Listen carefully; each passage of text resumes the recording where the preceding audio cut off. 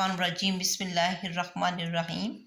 Students, हम लोगों ने इससे पहले नबी करीम सल्लल्लाहु अलैहि वसल्लम की ज़िंदगी के तारफ़ से पहले मैंने आपको बताया था कि जहाँ नबी करीम सल्लल्लाहु अलैहि वसल्लम का ज़हूर हुआ, जिस जगह आप सल्लल्लाहु अलैहि वसल्लम को अल्लाह ताला ने नबी बनाकर भेजा, अरब, उसकी पिछले 2 लेक्चर्स में मैंने उसका तारफ़ करवाया कि अरब कैसा लगता है, उसकी आबो-हवा कैसी है, उसके रस्म व रिवाज कैसे थे, उनकी मजहबी, माशरती, माशी हालत कैसी थी। और अब हम पढ़ेंगे कि नबी करीम सल्लल्लाहु अलैहि वसल्लम का ज़हूर जब हुआ है तो आप सल्लल्लाहु अलैहि वसल्लम उस अरब में तशरीफ़ लाए। तो आप सल्लल्लाहु अलैहि वसल्लम का ख़ानदान क्या था, आपका नाम क्या रखा गया, और आपके वालिदैन जो थे उनका क्या नाम था, और कब तक वो आपके साथ रहे। तो ये सारा तारफ़ जो है नबी करीम सल्लल्लाहु अलैहि वसल्लम की ज़ात का, वो आज हम करेंगे। तो सबसे पहले तो ये है मक्की ज़िंदगी, नबी करीम सल्लल्लाहु अलैहि वसल्लम की इब्तदाई ज़िंदगी। इब्तदाई ज़िंदगी में आ जाएगा मक्की ज़िंदगी।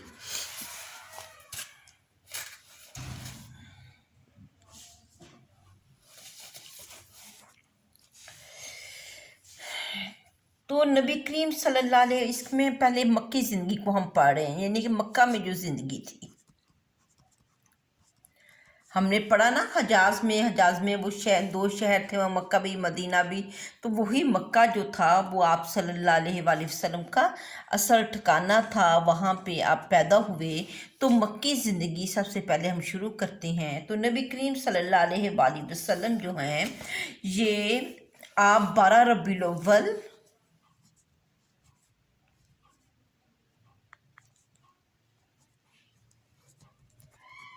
रबीउल अव्वल आमुल फील के साल पैदा हुए, आमुल फील के साल।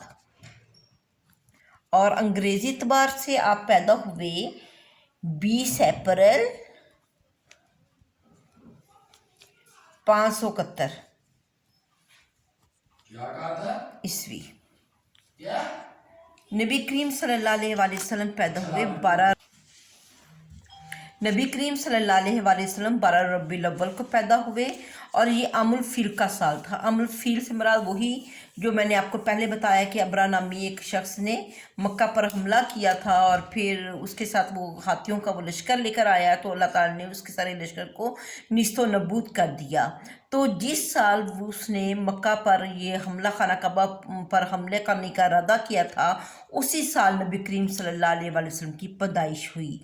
तो ईस्वी लिहाज से नबी करीम सल्लल्लाहु अलैहि वसल्लम 20 अप्रैल 571 ईस्वी को इस दुनिया में तशरीफ़ लाए। तो अब आपका है ख़ानदान। नबी करीम सल्लल्लाहु अलैहि वसल्लम, आपके ख़ानदान में कौन कौन था। आप सल्लल्लाहु अलैहि वसल्लम जब पैदा हुए उस वक्त आपके दादा अब्दुल मुत्तलिब आपके दादा का नाम है। वो बहुत खुश हुए, उन्होंने आपका नाम मोहम्मद रखा। मोहम्मद नाम किसने रखा? सल्लल्लाहु अलैहि वसल्लम, आपके दादा ने। और आपकी वालदा ने आपका नाम अहमद रखा। क्या नाम रखा? अहमद। और अहमद का मतलब, मोहम्मद का मतलब होता है जिसकी तारीफ़ किया गया। मोहम्मद का मतलब क्या है? तारीफ़ किया गया। अहमद जिसकी बहुत तारीफ़ की जाए। तो मोहम्मद नाम किसने रखा? आपके दादा ने। अहमद नाम रखा आपकी वालदा ने। अच्छा, अब ये है कि आपके दादा का नाम तो अब्दुल मुत्तलिब था, और आपके वालिद का नाम हज़रत अब्दुल्ला, आपकी वालदा का नाम हज़रत आमना,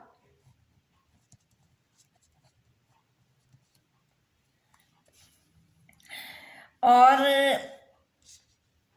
आपके जो वालिद थे हज़रत अब्दुल्ला, ये आप सल्लल्लाहु अलैहि वसल्लम की पैदाइश से 6 माह पहले वफ़ात पा गए थे। आपके वालिद तिजारत के लिए मदीना गए, और वहाँ तिजारत में जब गए, वहाँ पे आप बीमार हो गए, اور مدینہ میں بنی عدی بن نجار کے ہاں ٹھہرے، وہیں پہ ان کی وفات ہوئی۔ اس وقت جب حضرت عبداللہ کی وفات ہوئی اس وقت ان کی عمر مبارک 25 سال تھی۔ تو حضرت آمنہ سے ان کی شادی ہوئی تھی، لیکن حضرت آمنہ 6 ماہ بعد اپنے والد کی وفات کے 6 ماہ بعد حضرت محمد صلی اللہ علیہ وآلہ وسلم پیدا ہوئے۔ تو حضرت جو آپ کی والدہ حضرت آمنہ تھیں، ان کا تعلق جو تھا یہ بنو زہرہ سے تھا۔ کس سے تھا؟ بنو زہرہ۔ اور آپ کے نانا کا نام وہب بن عبد المناف تھا۔ آپ کے نانا کا نام کیا تھا؟ وہب بن عبد المناف۔ یہ آپ کے نانا کا نام تھا۔ آپ کے دادا کا نام ہو گیا عبد المطلب، آپ کے نانا کا نام ہو گیا وہب بن عبد المناف، اور آپ کا جو والد کا تعلق تھا وہ قریش قبیلہ سے تعلق رکھتے تھے، اور والدہ بنو زہرہ سے تعلق رکھتی تھی۔ والد کہاں سے تعلق رکھتے تھے؟ بنو قریش سے، اور والدہ کا تعلق بنو زہرہ سے تھا۔ اور یہ جو قریش ہے یہ خاندان، یہ مکہ کا بڑا ہی معزز خاندان تھا، اور سارے فیصلے کرنے کا اختیار بھی اسی قبیلہ قریش میں تھا، اور اس قریش کا سردار جو تھے وہ عبد المطلب تھے، اور جو کہ آپ صلی اللہ علیہ وآلہ وسلم کے دادا تھے۔ آپ صلی اللہ علیہ وآلہ وسلم کی کنیت ابو القاسم ہے۔ آپ کی کنیت کیا ہے؟ ابو القاسم۔ یہ شارٹ کوسچن میں آپ کو آ سکتا ہے، MCQs میں آپ کو آ سکتا ہے، اس لیے آپ نے یہ تمام چیزیں یاد کرنی ہیں۔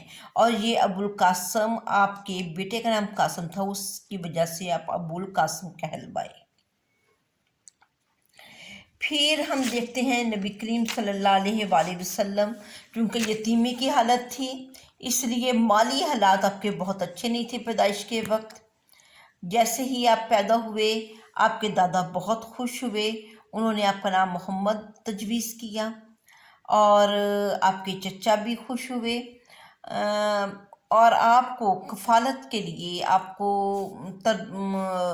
دودھ پلانے کے لیے بنو سعد کی، قبیلہ بنی سعد کی ایک عورت حضرت حلیمہ سعدیہ کے سپرد آپ کو کیا گیا تھا۔ بنو سعد، حلیمہ سعدیہ کا تعلق کس سے تھا؟ بنو سعد سے، اور حلیمہ سعدیہ نے آپ کو 2 سال دودھ پلایا۔ اس وقت یہ عرب میں رواج تھا کہ جیسے ہی بچہ پیدا ہوتا تھا اس کو تربیت کے لیے اور خالص ماحول دینے کے لیے، کیونکہ گاؤں کا ماحول خالص ہوتا ہے، وہاں پہ زبان جو ہے وہ خالص عربی زبان بولی جاتی تھی، اس وجہ سے وہ دیہاتوں میں لے جایا جاتا تھا بچوں کو، وہاں پہ ان کی تربیت کی جاتی تھی اور دودھ وغیرہ پلایا جاتا تھا۔ تو حلیمہ سعدیہ جو بنو سعد قبیلہ سے تعلق رکھتی تھی وہ آپ کو لے گئیں، اور وہاں پر آپ اس کے پاس 2 سال ٹھہرے، پھر وہ آپ کو ملوانے آئیں، لیکن جب واپس آئیں تو انہوں نے پھر حضرت یہاں پہ کوئی وبا پھیلی ہوئی تھی مکہ میں، تو حضرت آمنہ کے کہنے پر یہ واپس دوبارہ لے گئی، اور 4 سال کے بعد پھر آپ صلی اللہ علیہ وآلہ وسلم کو واپس لے کر آئیں۔ تو آپ صلی اللہ علیہ وآلہ وسلم 4 سال ان کے پاس رہے۔ تو آپ صلی اللہ علیہ وآلہ وسلم کو دودھ جو پلایا تھا وہ حضرت ابو لہب کی لونڈی سویبہ بھی تھی اس میں شامل، سویبہ، پھر ایمن، یہ بھی ایک لونڈی تھی، انہوں نے بھی اپنا دودھ پلایا، اور اس کے بعد حلیمہ سعدیہ۔ آپ کے رضائی بھائی جو تھے ان کا نام عبداللہ، اور آپ کی 2 رضائی بہنیں تھیں، ایک کا نام جو تھا انیسہ تھا، اور دوسری رضائی بہن کا نام حذافہ، جس کا لقب شیمہ تھا، حذافہ، ٹھیک ہے۔ اور لقب کیا تھا؟ شیما۔ تو 2 رضائی بہنیں تھیں، اور وہ بھائی جو آپ کے ساتھ دودھ پیتا تھا اس کا نام عبداللہ تھا، وہ آپ کا رضائی بھائی تھا۔ تو اس طریقے سے ہم دیکھتے ہیں کہ نبی کریم صلی اللہ علیہ وآلہ وسلم کی پیدا ہوئے، اور حضرت جو آمنہ ہے وہ بتاتی ہیں کہ نبی کریم صلی اللہ علیہ وآلہ وسلم کے پیدا ہونے سے پہلے مجھے اس طرح کے اشارے ہوئے تھے، مجھے سمجھ آ گئی تھی کہ کوئی خاص شخصیت جو ہے، کوئی خاص جو ہے وہ میرے بطن میں پرورش پا رہا ہے۔ تو اللہ تعالیٰ کی خاص قدرت تھی کہ آپ صلی اللہ علیہ وآلہ وسلم بالکل پاکیزہ پیدا ہوئے۔ اور جب آپ 4 سال کے تھے تو حلیمہ سعدیہ رضی اللہ تعالیٰ عنہا آپ کو لے کر آپ کی والدہ سے ملانے کے لیے مکہ لے کر آئیں، لیکن حضرت آمنہ نے مکہ میں وبا کے پیش نظر ان کو واپس کر دیا۔ واپسی پر حضرت حلیمہ کے پاس قیام کے دوران 4 یا 5ویں سال شق صدر کا واقعہ پیش آیا۔ شق صدر کہتے ہیں سینہ، شق مطلب کھول دینا، سینے کو کھولنے کا واقعہ۔ اس میں یہ ہوا کہ ایک دفعہ نبی کریم صلی اللہ علیہ وآلہ وسلم جب بہت چھوٹے تھے، اپنے ہمجولیوں کے ساتھ کھیل رہے تھے، حضرت جبریل علیہ السلام آئے اور نبی کریم صلی اللہ علیہ وآلہ وسلم کو ایک سائٹ پہ لے گئے، اور وہاں پر جا کر آپ کا سینہ مبارک کھولا اور اس میں دل مبارک نکالا، اور اس کو آب زمزم سے دھویا، اس میں جو کالا نشان تھا اس کو غائب کیا۔ تو جو بچے تھے وہ ڈر گئے، اور کسی نے جا کر آپ کے گھر حلیمہ سعدیہ کو یہ کہا کہ آپ کو قتل کر دیا گیا، لیکن جب وہ بھاگ کر اس کے گھر والے پہنچے تو دیکھا کہ نبی کریم صلی اللہ علیہ وآلہ وسلم کا رنگ اڑا ہوا ہے۔ تو یہ شق صدر کا واقعہ تھا، جو آپ کے دل میں جو بھی اس وقت گناہ کا کوئی دھبا تھا یا شیطان کی طرف سے جو حصہ تھا وہ اللہ تعالیٰ نے ختم کر دیا، اور آپ کے دل کو اس وقت بھی پاک صاف کر دیا گیا تھا۔ تو اس کے بعد نبی کریم صلی اللہ علیہ وآلہ وسلم جب 6 سال کے ہوتے ہیں، آپ اپنی والدہ کے پاس واپس آ جاتے ہیں، اور آپ اپنی والدہ جو تھیں وہ آپ صلی اللہ علیہ وآلہ وسلم کو ساتھ لے کر اپنے خاوند کی قبر پر خاوند کی قبر کی زیارت کے لیے مدینہ جاتی ہیں۔ تو وہاں پر مدینہ مطلب قبر مبارک سے ہونے کے بعد جب وہ واپس آ رہی تھیں تو رستے میں وہ بیمار ہو گئیں، اور 1 مہینہ بیمار رہنے کے بعد وہیں پر ان کا انتقال ہوا اور وہیں پہ مدفون ہوئی۔ اور یہ ابوا کا مقام تھا جہاں پر حضرت آمنہ کی وفات ہوئی، اور یہ مدینہ سے 40 میل کے فاصلے پر ہے۔ کون سا مقام ہے؟ ابوا۔ اور جب حضرت آمنہ کا انتقال ہوا اس وقت نبی کریم صلی اللہ علیہ وآلہ وسلم کی عمر مبارک 6 سال تھی۔ اس کے بعد آپ کے دادا نے اپنے سایہ عاطفت میں آپ کو لے لیا، اور آپ کے ساتھ وہ بہت محبت کرتے تھے اور ہمیشہ آپ کو اپنے پاس رکھتے تھے، لیکن جب آپ 8 سال کے ہوئے اس وقت دادا بھی اللہ کے پاس چلے گئے۔ تو پھر آپ کی جو پرورش ہے آپ کے چچا ابو طالب، حضرت ابو طالب نے سنبھالی، اور حضرت ابو طالب نے مرتے دم تک اپنے جو باپ کی جو وصیت تھی کہ آپ نے کفالت کرنی ہے محمد صلی اللہ علیہ وآلہ وسلم کی، اپنی وفات تک انہوں نے اس وصیت کو بہت اچھے سے نبھایا، اور جس طرح وہ اپنے بچوں کا خیال رکھتے تھے ویسے ہی نبی کریم صلی اللہ علیہ وآلہ وسلم کا خیال رکھتے تھے۔ اور ان کی بیوی فاطمہ جو حضرت علی کی والدہ بھی تھیں، نبی کریم صلی اللہ علیہ وآلہ وسلم کو ایسے ہی عزیز رکھتی تھیں جیسا کہ اپنے بیٹے حضرت علی کو عزیز رکھتی تھیں۔ اور جب آپ صلی اللہ علیہ وآلہ وسلم کی عمر مبارک 12 سال ہوئی، अच्छा, इसमें और भी वाक़यात आ जाएंगे। जब आप सल्लल्लाहु अलैहि वसल्लम बहुत छोटे थे, यानी कि ये 8 साल से 12 साल तक का जो अरसा था, उसमें आप सल्लल्लाहु अलैहि वसल्लम का जो तर्ज अमल था आम बच्चों से हट कर था। आप जिस तरह बाकी बच्चे अक्सर बाज़ारों में चले जाते थे या गलत किस्म की महफ़िलों में शिरकत करते थे, आप सल्लल्लाहु अलैहि वसल्लम तभी तौर पर इन चीज़ों से नफ़रत करते थे और आप कभी सल्लल्लाहु अलैहि वसल्लम कभी भी इस तरह की महफ़िलों में नहीं गए थे। और इसके अलावा जब आप बहुत छोटे थे, आप भेड़ बकरियां भी चराते होते थे। जब 12 साल के हुए तो हज़रत अबू तालब आप सल्लल्लाहु अलैहि वसल्लम को लेकर उस शाम के सफ़र पर गए।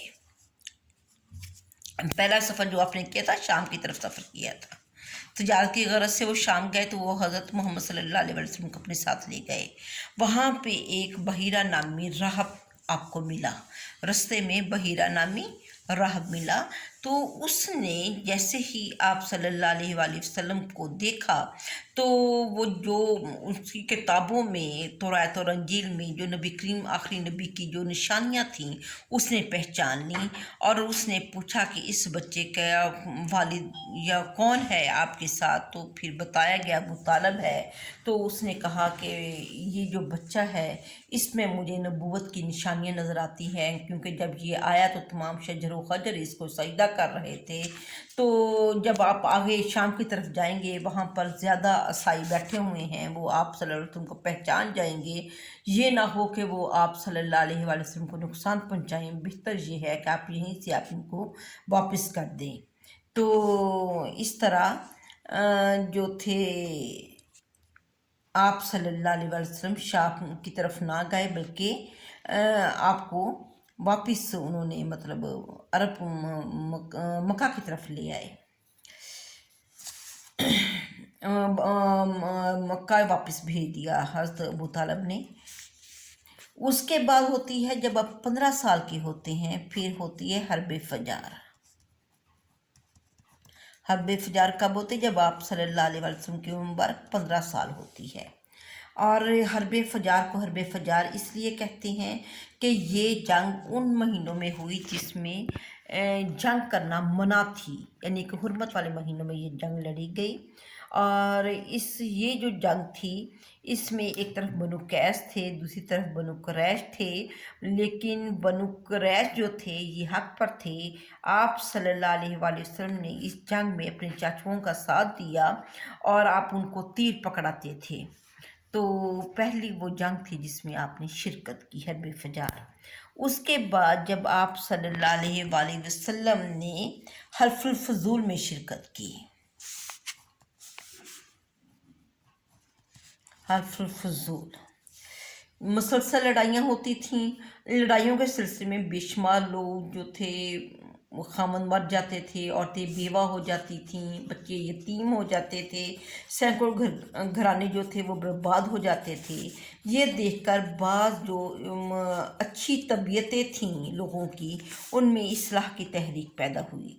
जंग फजार से वापसी पर ख़ानदान बनु हाशिम, ज़हरा और तीम ने अब्दुल्ला बिन जदान के घर में जमा होकर एक मुआहिदा किया, जिसमें उन्होंने ये मुआहिदा किया कि हम मज़लूम की मदद हमायत करेंगे और कोई ज़ालिम मक्का में नहीं रहेगा।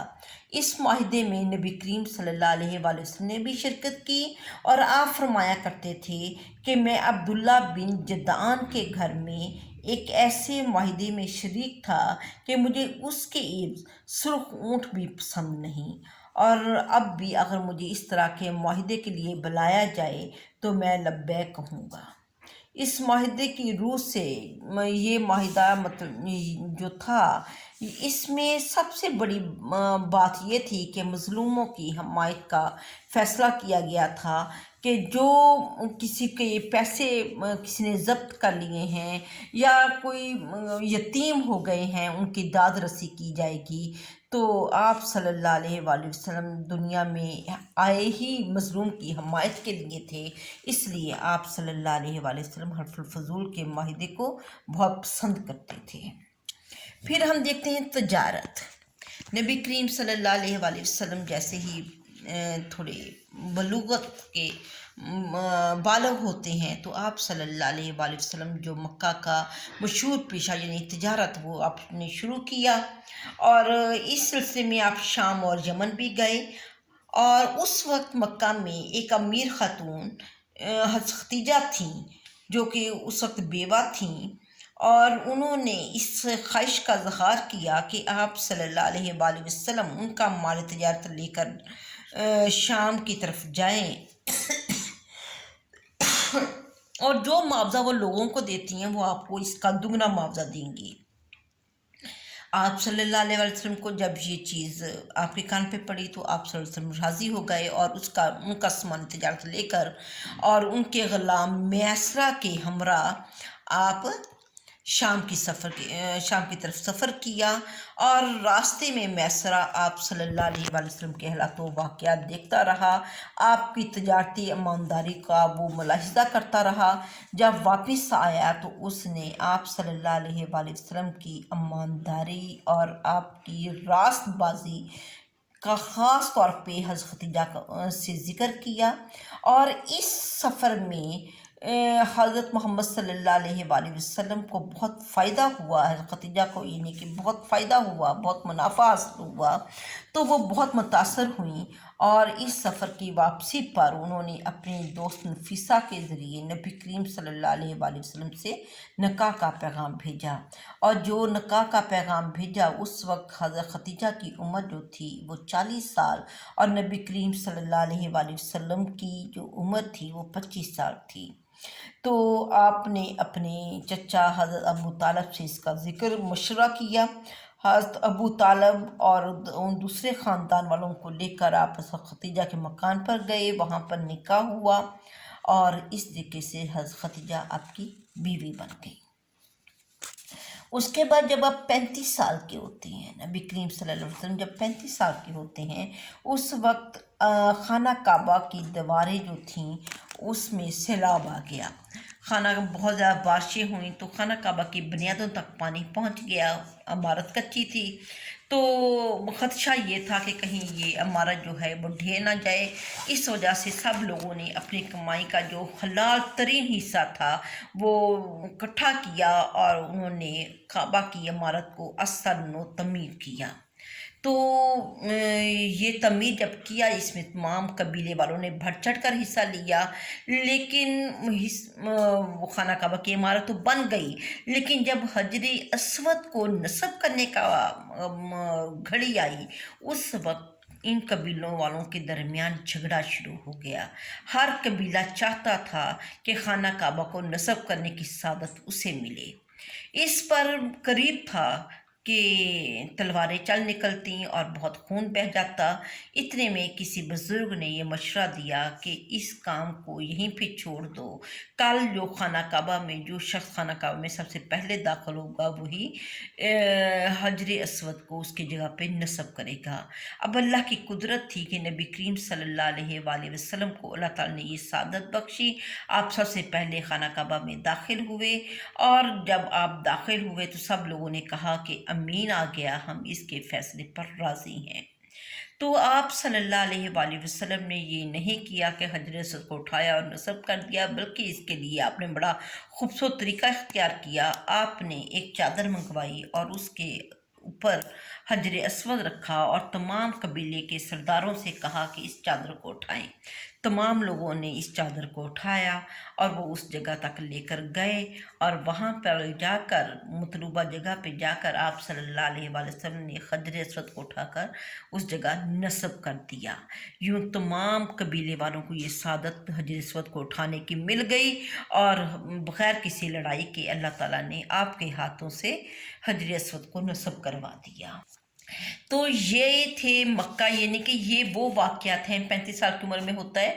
اس کے بعد نبی کریم صلی اللہ علیہ وآلہ وسلم کا بعثت شروع، آپ کی بعثت کے واقعات شروع ہوتے ہیں کہ آپ صلی اللہ علیہ وسلم مطلب آپ کی نبوت کس طرح ملی اور اس کی کیا کیفیات تھی۔ یہ میں نیکسٹ آپ کا جو لیکچر ہوگا اس میں کرواؤں گی کہ آپ صلی اللہ علیہ وآلہ وسلم کو جب نبوت ملی اس وقت کیا حالات تھے، اور آپ صلی اللہ अलैहि वसल्लम ने अल्लाह ताला ने आपका इंतखाब क्यों किया और कहाँ पे किया, और पहली वही की क्या कैफियत थी।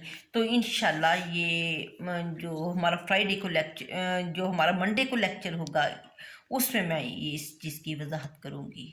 ठीक है, अल्लाह हाफिज़।